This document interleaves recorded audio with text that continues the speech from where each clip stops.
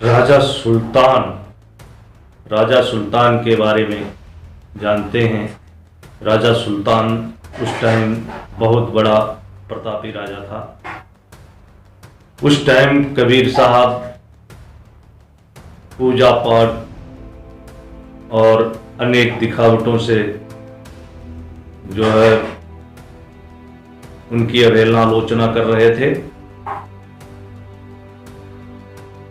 उस टाइम सुल्तान बहुत अपने अनुयायियों को जैसा करने को बोलता था वैसा करते थे।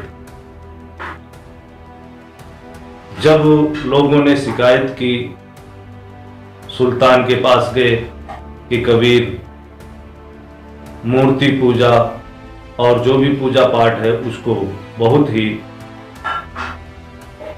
आलोचना और अवहेलना कर रहा है, तो राजा ने सोचा क्यों न इसको हाथी को मदमस्त किया जाए, उसको नशीला पदार्थ दे करके और कबीर के सामने जो है हाथी आके और उनको कुचल दे।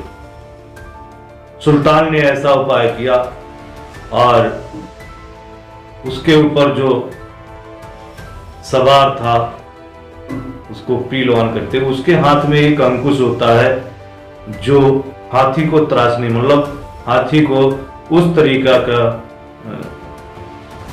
व्यवहार करते हैं ताकि वो काम करे। उसके सिर में वो भाला चुभोते हैं ताकि दौड़े और भागे। तो सुल्तान ने उस हाथी को एक जगह पे भेजा कि उसके सामने जो है कबीर साहब को डाल दिया जाए और मरवा दिया जाए। प्रभु का जो भक्त होता है वो उस चीज को मान के चलता है कि कबीर साहब के अंदर वो परम पिता परमात्मा की असीम कृपा और सदैव उनके गुणगानों में ध्यान मस्त रहना।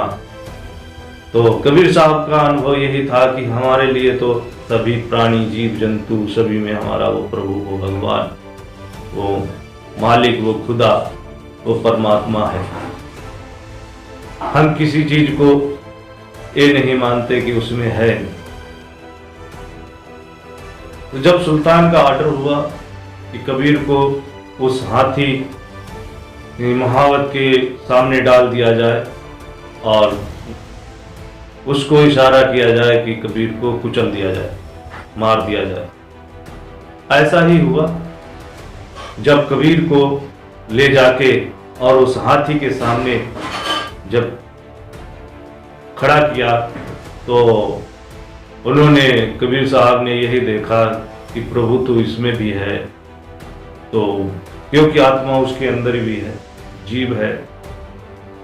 उसने बिल्कुल भी कबीर साहब को जो है टच भी नहीं किया। इतना उसको मारने के बाद, अंकुश को लगाने के बाद भी, भाला मारने के बाद भी वो कबीर साहब को कुचला नहीं, न तो हाथ पैर किसी प्रकार की हानि कबीर साहब को नहीं होने दी उसको। तो ऐसे उस मालिक के बंदे, प्रभु, वो भगवान सम्य व्यापक है और वो हाथी ने सारे प्रयास से वो विफल रहा और उसने टच भी नहीं किया। तब सुल्तान ने कहा कि ऐसे नहीं ये मरेगा, इसका कोई और उपाय किया जाए।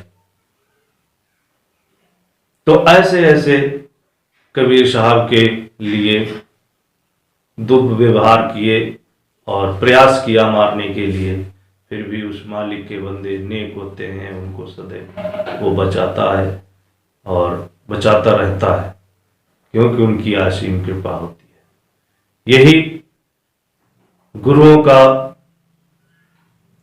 ज्ञान, गुरुओं का जो प्रताप और उस ईश्वर में जो है उस समय लीन रहना, यही सर्वव्यापक उस मालिक की अनुकंपा है।